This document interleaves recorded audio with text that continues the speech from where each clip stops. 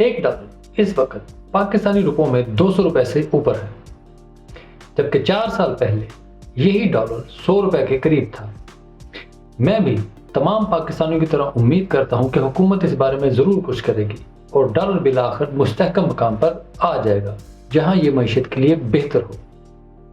लेकिन क्या हमारी हुकूमत इस मामले में वाकई कुछ कर सकती है, या ये सब कुछ फिर अमरीकी पॉलिसियों का नतीजा है, या फिर हमारी अपनी हुकूमत की पॉलिसियां गलत हैं? इस सब का बिटकॉइन और क्रिप्टो के ऊपर क्या असरात होंगे? बिटकॉइन की पिछले 10 साल की तारीख उठाकर देखा जाए तो जब जब डॉलर का इंडेक्स बढ़ा है, बिटकॉइन की कीमत नीचे गिरी है, और जब जब डॉलर इंडेक्स नीचे गिरा है, बिटकॉइन की कीमत ऊपर गई है। आखिर ये कहानी है क्या? Let's deep dive into that. और एक बात और, अगर आपने अब तक हमारा चैनल सब्सक्राइब नहीं किया तो मैं उम्मीद करता हूं कि आप इसको ज़रूर सब्सक्राइब करेंगे और हमें हमारी फिक्री मुहिम आगे बढ़ाने में मदद देंगे। शुक्रिया।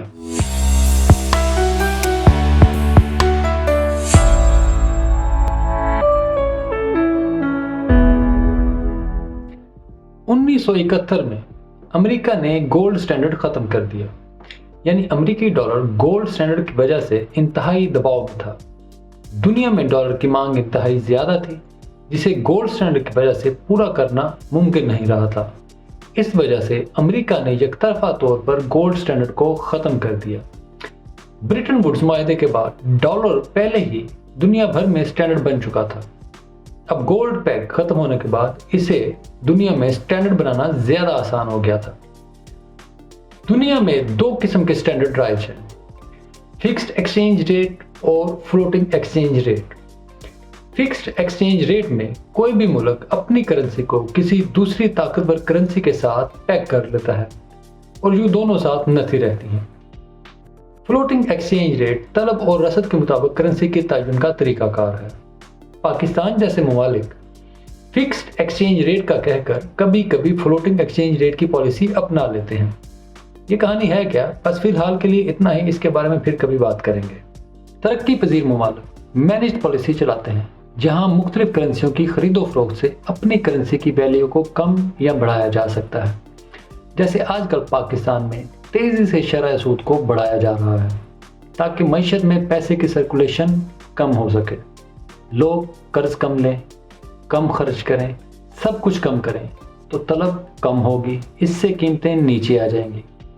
मरकजी बैंक्स बुनियादी तौर पर सिर्फ तलब पर असरअंदाज हो सकते हैं।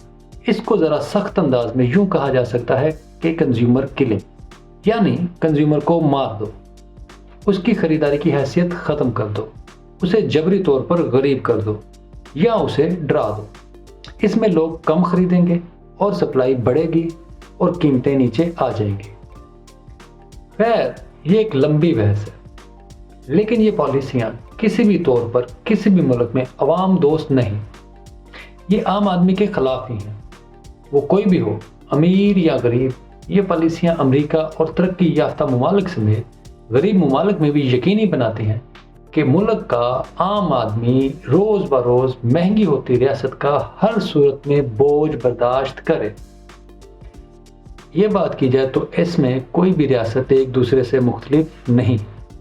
पाकिस्तानी रुपये का तयन डॉलर में होता है।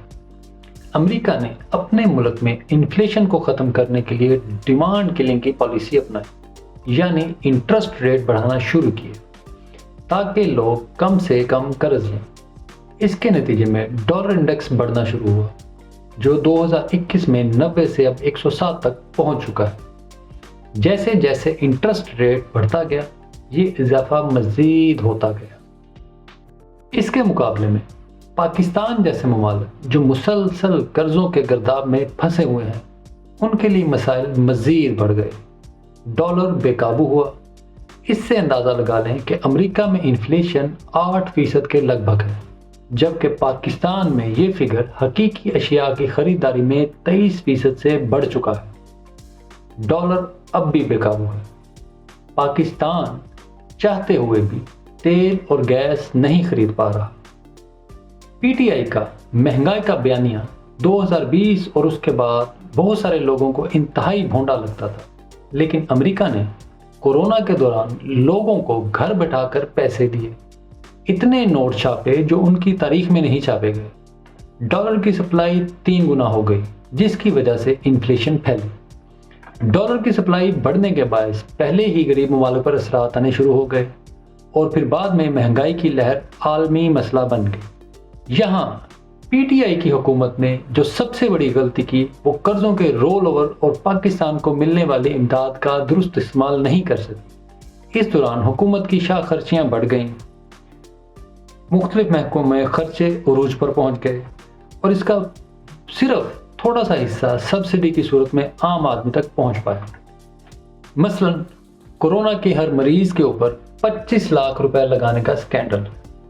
इस समेत कई और बातें भी हैं, लेकिन मैं सारी गुफ्तगू को सियासी बनाना नहीं चाहता। बुनियादी मसला रोल ओवर कर्जों का था जो बिल्कुल पाकिस्तानी मुईशत के लिए वबाल बन गए और हालात काबू से बाहर निकल गए। यहाँ तक हालात खराब हुए कि पाकिस्तानी दफाई बजट गैर मुल्की इमदाद से बना। इस बजट में एग्रेशन या दिफाई सलाहियत बढ़ाने के लिए अखराजात नहीं मिले और कोई भी गैर मुल्की पाकिस्तान की फौज को एग्रेशन के लिए पैसा नहीं दे सकता। फिर इख्तलाफात बढ़े और नताइज सामने हैं। ये बिल्कुल नहीं कि जो कुछ भी हुआ वो सिर्फ इसी वजह से था और जो कुछ भी होगा, हाँ, ये बुनियादी मसला ज़रूर था। इस सब में मईशत को सिर्फ गैर मुल्की रेमिटेंस बढ़ जाती है, यानी गैर मुल्की या दूसरे ममालिक में रहने वाले पाकिस्तानी हमें डॉलर भेजते हैं और ये हमें अपनी गैर मुल्की ज़रूरियात पूरी करने का मौका देता है। मगर हर गुजरते दिन के साथ डॉलर और रुपया अपनी कदर खो रहे हैं। अगर आप 50 साल का डेटा देखें तो आपको मालूम होगा कि डॉलर की कदर बदस्तूर नीचे गिर रही है और अगले सालों में भी ऐसा ही जारी रहेगा। इसका मतलब है कि अगर अमेरिका, यूरोप या पाकिस्तानी तमाम हुकूमतों की कामयाबी सिर्फ ये है कि वो इन्फ्लेशन को काबू में कर लें, यानी महंगाई 2% की हद के अंदर आ जाए, तो हम उसे कामयाब हुकूमत करार देंगे और इस पर मुतमिन हो जाएंगे। लेकिन फिर भी डॉलर और तमाम करेंसियां अपनी वैल्यू खोती रहेंगी, क्योंकि ये इन्फ्लेशनरी सिस्टम है, यानी हर माह आप जितने की चीज़ें खरीद रहे हैं इससे अगले माह उससे कम खरीदेंगे। फिर इस पॉलिसी का फ़ायदा क्या है, या फिर इस सब को कैसे ख़त्म किया जाए? पैसे के इस मसले को हल करने के लिए सतोशी ने बिटकॉइन ईजाद किया, एक ऐसा वर्चुअल एसेट जिसका मिलियन हिस्सा भी आप खरीद सकें, जो इंतहाई पायदार हो, किसी के कंट्रोल में ना हो, कोई उसे चला ना सके, ना बंद कर सके, कोई इसकी सप्लाई ना बढ़ा सके और ना ही घटा सके। इसी वजह से एल सल्वाडोर जैसे ममालिक इसे स्टैंडर्ड के तौर पर अपना रहे हैं और कई ममालिक इसे बतौर रिजर्व रखने के बारे में बात कर रहे हैं और इस बात पर गौर कर रहे हैं।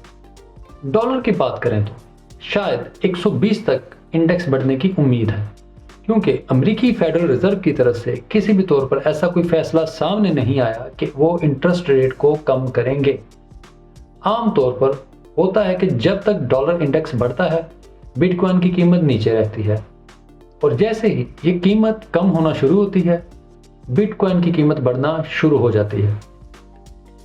बहुत से लोग इस वजह से बिटकॉइन लेने का ख्याल तर्क कर देते हैं कि बहुत महंगा है। जैसे रुपए में पैसे होते हैं इसी तरह बिटकॉइन में सतोशी होते हैं, सेट्स। आप किसी भी एक्सचेंज से $10 का बिटकॉइन खरीद सकते हैं।